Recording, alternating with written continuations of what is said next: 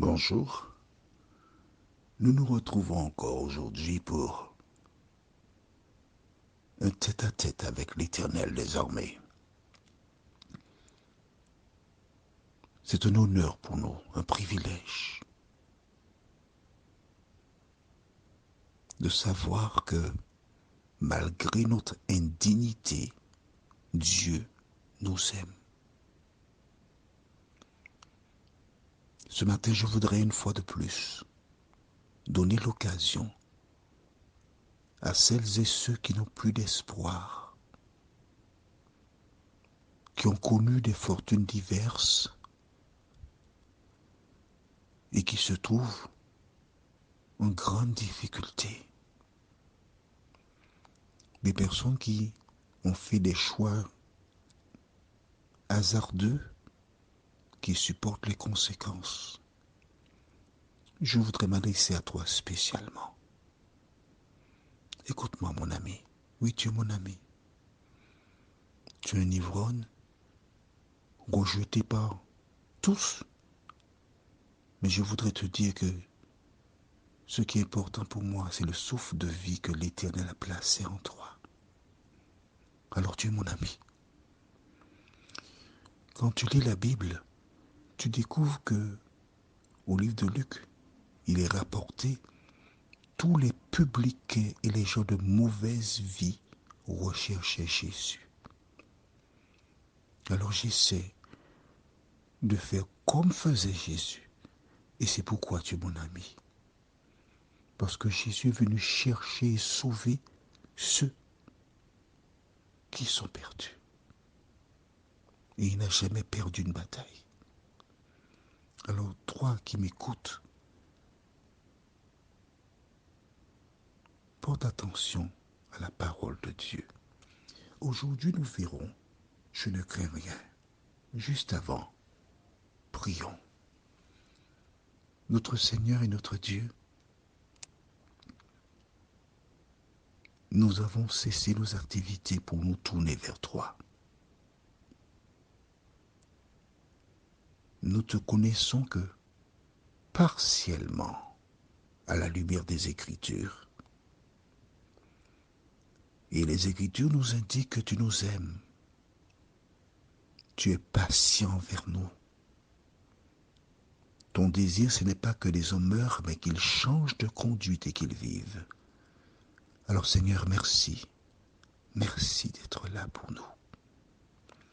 Tandis que nous prenons le temps pour écouter, étudier, réfléchir, analyser et accepter la vérité, Saint-Esprit, continue de nous éclairer et de nous conduire, nous t'avons prié.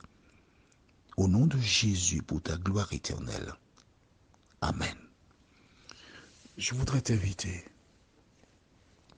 si tu connais une personne qui est en difficulté, une femme qui est seule, qui n'a pas les moyens, qui vit au crochet d'un homme qui l'utilise, qui la martyrise, un jeune qui est en rébellion ou autre, une personne quelconque qui est en difficulté. Tu n'as pas les mots pour l'aider, mais Jésus a tous ces mots, M-O-T-S, pour faire face aux mots M-A-E-X. Alors, dans la mesure de tes possibilités, je te fais une proposition.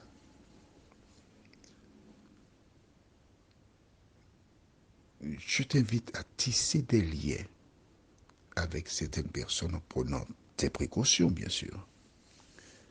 Si tu es une femme, il faudrait faire attention pour que, si tu t'adresses à un homme, qu'il ne déduise pas que tu cherches à le courtiser. Tu as compris? Bien. Mais en fonction des situations, une personne âgée qui est en difficulté, tu peux l'inviter à venir chez toi pendant un repas. Une personne qui se plaint de son passé, les épreuves qu'elle a connues.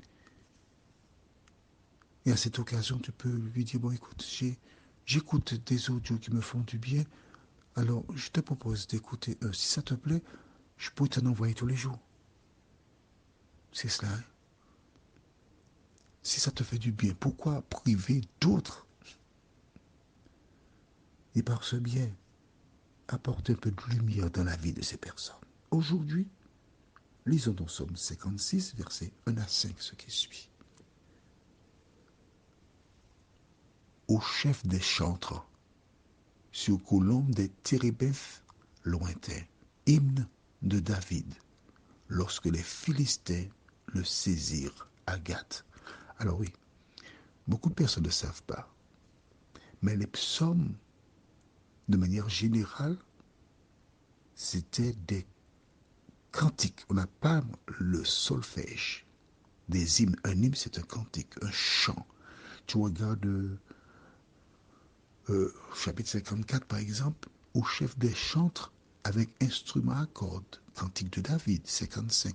Au chef des chantres avec instrument à cordes, cantique de David. Pourquoi c'était des hymnes? Parce que en chantant, on retient les paroles. Et certaines personnes ont l'occasion aux Antilles et ailleurs du reste d'écouter des chanteurs. Lorsque tu entendais Johnny Hallyday, est-ce qu'il avait un papier sous les yeux? Non, il connaissait par cœur. Et aux Antilles, il y a un homme que j'apprécie beaucoup, c'est Jean-Philippe Martelly. Il ne le sait pas. J'apprécie cette joie de vivre qu'il a. J'apprécie ce sourire qu'il affiche. Il vit pleinement ce qu'il chante. Il n'a pas de papier. Comment il retient la mémoire? Et donc, les hymnes ou les psaumes, quand le peuple d'Israël, il voguait, il chantait. Ils passaient leur temps à chanter. Et chantaient quoi? Le psaume que nous lisons. Il n'y a pas de mille ans là. C'était louer continuellement l'Éternel. C'est ce que tu dois faire. Louer continuellement l'Éternel. Continuons maintenant verset 2. Aie pitié de moi, ô Dieu, car des hommes me harcèlent. Tout le jour, ils me font la guerre, ils me tourmentent. Tout le jour, mes adversaires me harcèlent. Ils sont nombreux, ils me font la guerre comme des hautains. Quand je suis dans la crainte, en toi, je me confie. Je me glorifierai en Dieu, en sa parole. Je me confie en Dieu, je ne crains rien. Que peuvent me faire des hommes? À partir du moment où je marche avec la parole de Dieu, que peuvent me faire les hommes? Je ne peux pas avoir peur. Mais regarde bien, au verset 5. Je me glorifierai en Dieu, numéro 1, mais aussi en sa parole. Combien de fois lis-tu la Bible? Combien de temps passes-tu à la lire? Ne me dis pas j'écoute les audios de Jean-Claude. Si c'est ce que tu fais, eh bien mon vieux, tu vas sortir de l'auberge. Je n'ai même pas encore entré dans l'auberge. L'audio que Jean-Claude produit, c'est pour te permettre de comprendre. Mais toi, tu dois avoir du temps. Prendre la Bible, prier, la lire, même si c'est un seul psaume, le temps qu'il faut. Mais lis la Bible. C'est là que tu trouves ta force. Alors aujourd'hui, nous sommes, bon, le 15, hein? Mais oui, je te donne la date exacte et l'heure où j'ai enregistré cet audio. Nous sommes le 16 décembre à 4h30. C'est l'heure à laquelle j'ai enregistré cet audio. Tu sais pourquoi? Parce qu'à partir du 31 décembre, je dois commencer à lire ma Bible.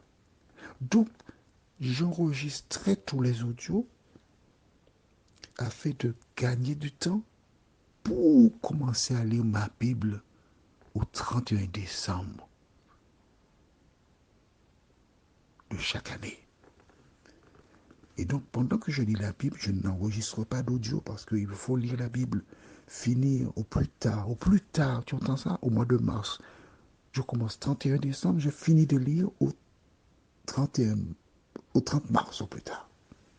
Je ne fais que ça, à part répondre à des audios ou des études bibliques, mais que cela. Parce qu'il me faut me nourrir. Tout ce que je te donne là, je le prends quelque part. Mais dans la Bible, prends la Bible, lis la Bible, prie, et tu grandiras. Prions. Notre Seigneur et notre Dieu, merci pour la parole. Merci de continuer de nous diriger, de nous faire du bien. Merci de nous aider à prendre le temps, à ne pas nous laisser gaver par les documentaires, les films, mais à lire la parole, parce que c'est la nourriture de l'homme. Merci de nous entendre, de nous diriger. Au nom de Jésus pour ta gloire éternelle. Amen. Je te souhaite une bonne journée sous le regard de Dieu. Et à demain, s'il nous prête vie.